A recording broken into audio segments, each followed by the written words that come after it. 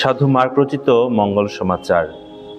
যিশু কাফারনাম নগরের সমাজগৃহ থেকে বেরিয়ে যাকব আর যোহনের সঙ্গে সরাসরি শিমন আর আন্দ্রের বাড়িতে এলেন।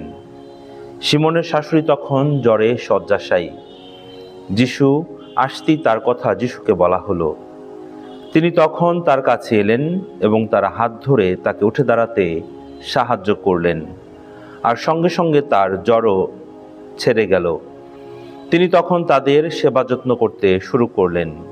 সেদিন সন্ধেবেলায় সূর্যাস্তের পর সেখানকার যত অসুস্থ, যত অপদূতে পাওয়া লোককে যিশুর কাছে আনা হলো। সমস্ত শহরটা তখন দরজার সামনে ভেঙে পড়ল। নানান রোগে পীড়িত বহু লোককে তিনি সারিয়ে তুললেন এবং বহু অপদূতকে তাড়িয়েও দিলেন। অপদূতদের তিনি কিছুই বলতে দিতেন না, কারণ তারা জানত যে তিনি কে। পরের দিন সকালে ভোরের অনেক আগেই উঠে তিনি বেরিয়ে পড়লেন। নির্জন একটি জায়গায় গিয়ে তিনি সেখানে প্রার্থনা করতে শুরু করলেন। এদিকে শিমন ও তার সঙ্গীরা তার সন্ধানে বেরুলেন এবং তাকে খুঁজে পেয়ে বললেন, সকলেই যে আপনাকে খোঁজাখুঁজি করছে।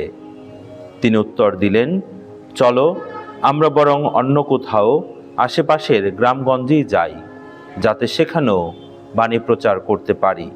আমি তো সেজন্যেই বেরিয়ে পড়েছি। তখন সমস্ত গালিলিয়ায় ঘুরে ঘুরে তিনি ইহুদিদের সমাজগৃহে বাণী প্রচার করতে লাগলেন এবং অপদূত তাড়াতে লাগলেন। প্রভুর মঙ্গল সমাচার।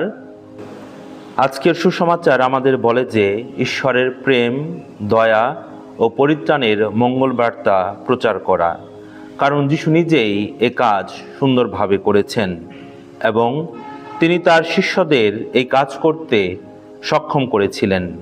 এই কাজ করার জন্যে ঈশ্বরের যে শক্তি, তার উপর আমাদের নির্ভর করতে হয়।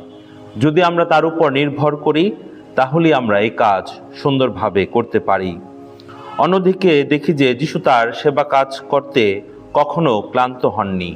বিশেষভাবে রোগীদের সুস্থ করতে তিনি কখনো পিছপেয়ে যাননি বা ক্লান্ত হয়ে পড়েননি।